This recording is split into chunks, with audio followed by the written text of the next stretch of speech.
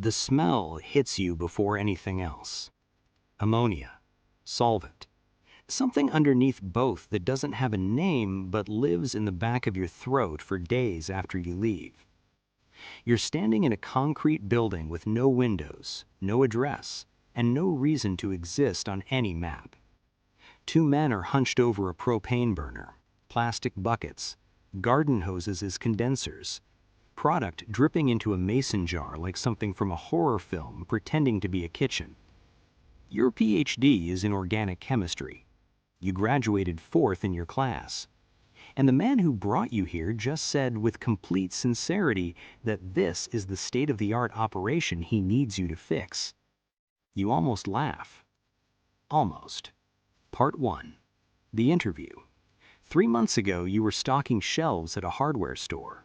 Not because you failed, because you succeeded at everything the system told you to succeed at, and then discovered that the system had a different plan for people from your colonia in Sinaloa. You sent 40 applications after graduation. Pharmaceutical companies, biotech firms, research labs. You got 6 interviews. You got 0 callbacks.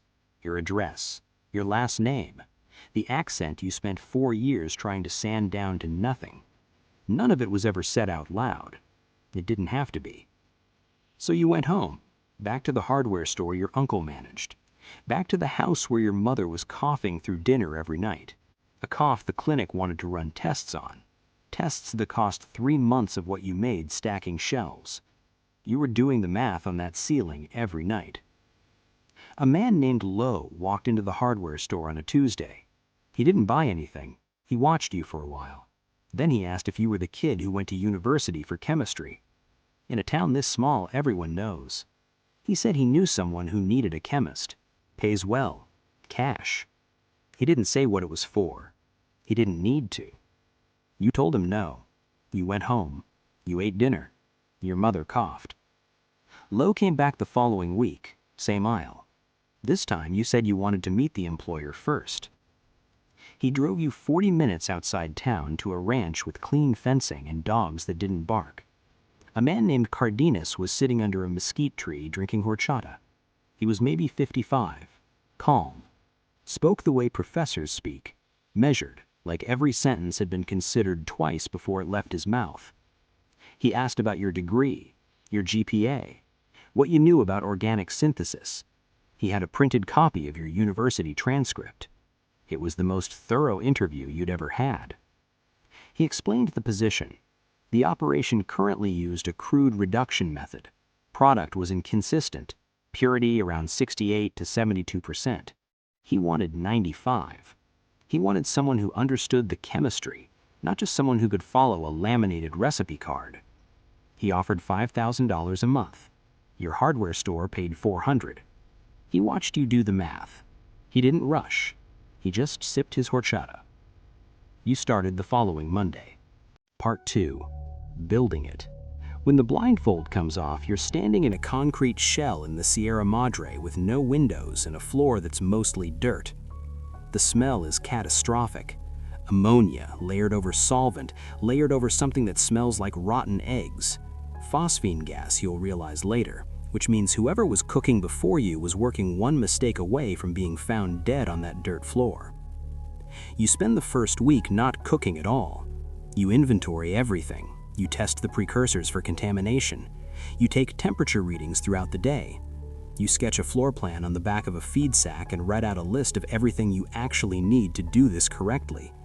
Proper glassware, a reflux condenser, accurate scales calibrated to 1/10 of a gram, pH meters, a rotary evaporator, ventilation.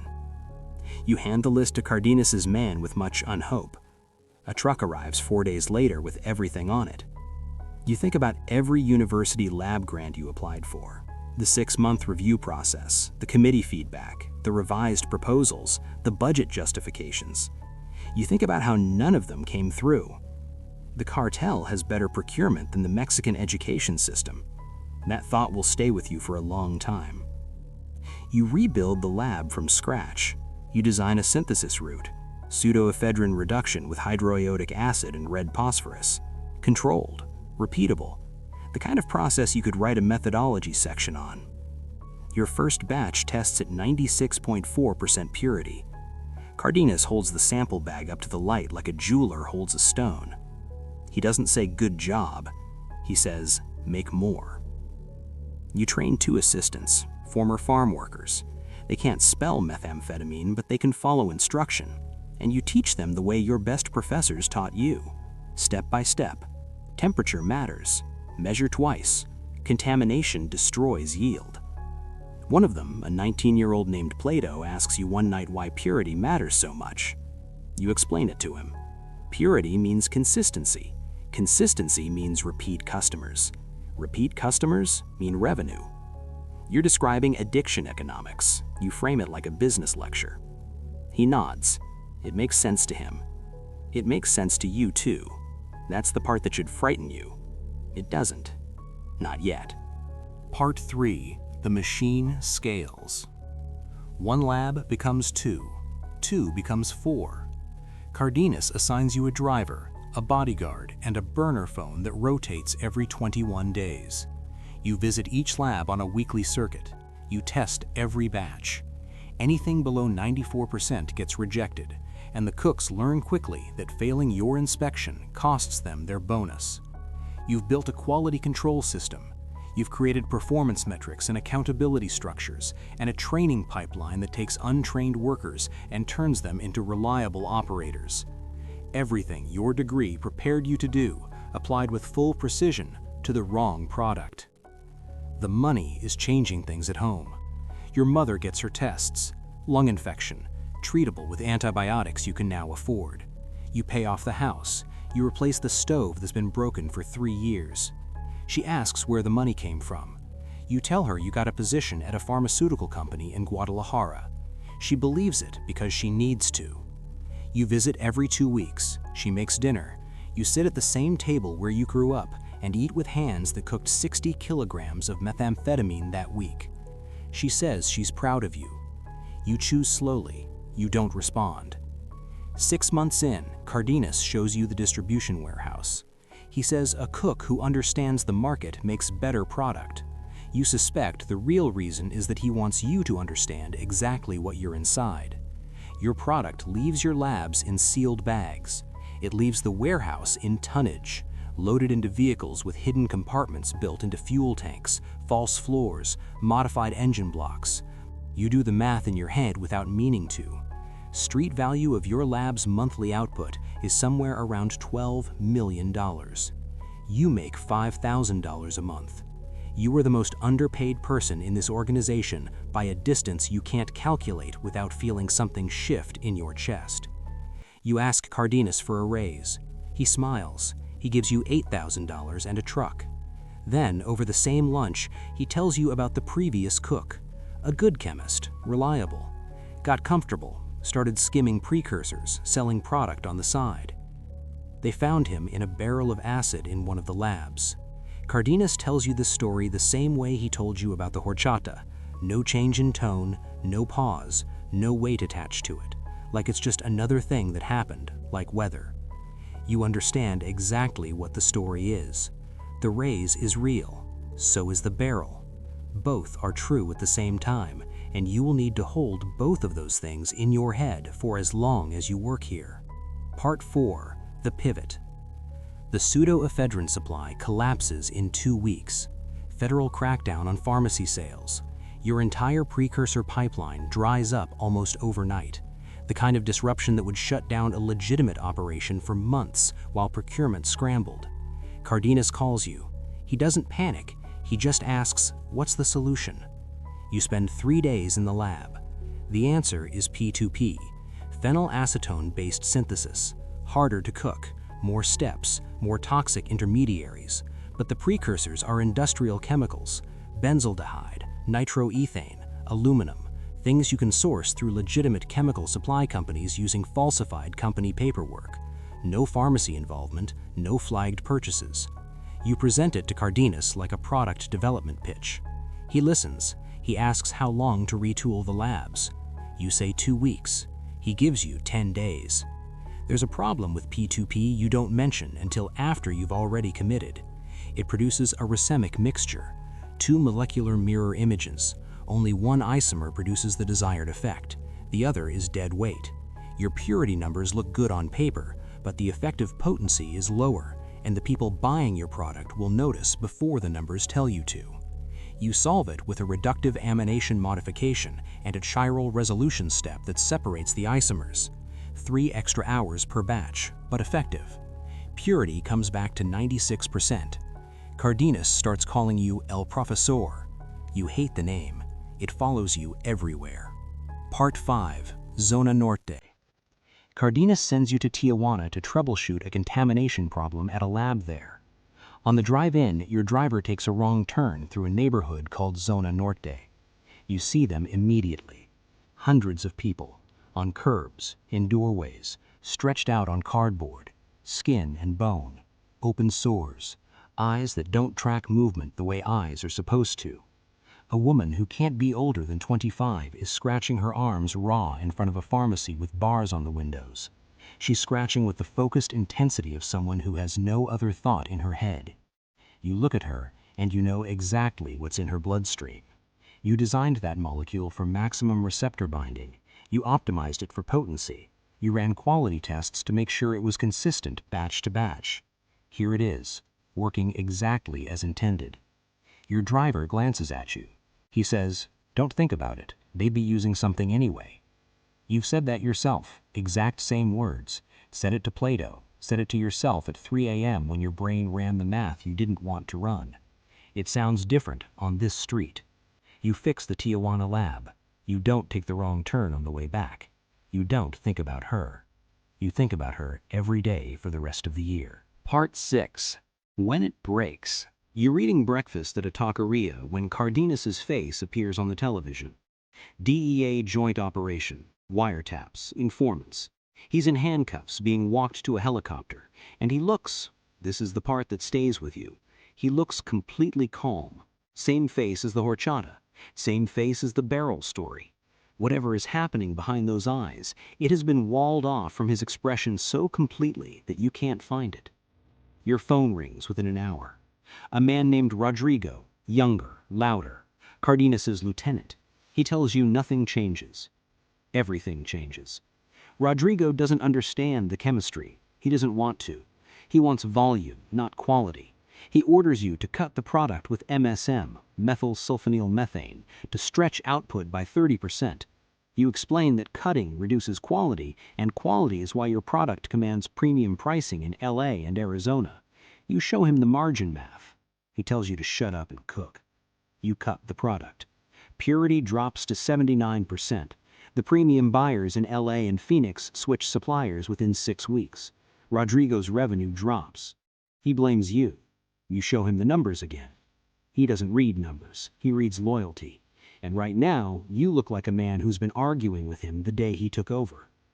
2 of your lab leads disappear in the same week. No announcement, no explanation, just gone. And 2 soldiers assigned to replace them. Men who can follow a recipe card but who don't understand why temperature control matters, who heat solvents in sealed containers and stand outside with singed eyebrows wondering what went wrong. You explain thermodynamics to a man holding an AR-15. This is your life now. Plato comes to you at night, scared in a specific way. Not the general fear of the work, but the focused fear of someone who has heard something specific. He says Rodrigo is cleaning house. Anyone tied to Cardenas is a loose end. He says he heard your name in a conversation, not as a person, as a problem. He's 21 now. He still looks at you like you're his professor, like you'll have the answer. You don't have the answer. You tell him to be careful. Part 7. The message at the front desk. You find it when you check in at a motel in Culiacan. An envelope left at the front desk, your alias on the front, no return address. Inside is a single index card. We know who you are, we know what you make, we can help. Call this number. You hold that card for 2 days.